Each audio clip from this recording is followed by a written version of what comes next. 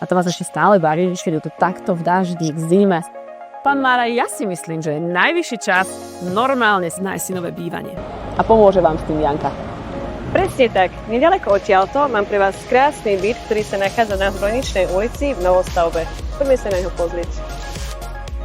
Byt je na prízemí, má 57,1 m2 a pôsobí skutočne priestranne.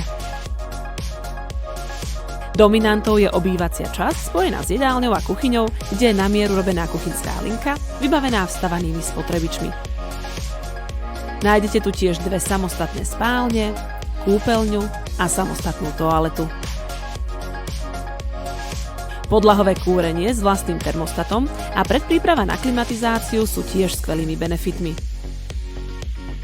Predáva sa presne tak, ako ho teraz vidíte, plne zariadený. A to najlepšie nakoniec, kávu či ranné slniečko si budete môcť vychutnať na priestrannej terase s výmerou takmer 11 m2. K bytu sa dá taktiež dokúpiť parkovacie miesto. No čo, pán Maraj, kupujete ho?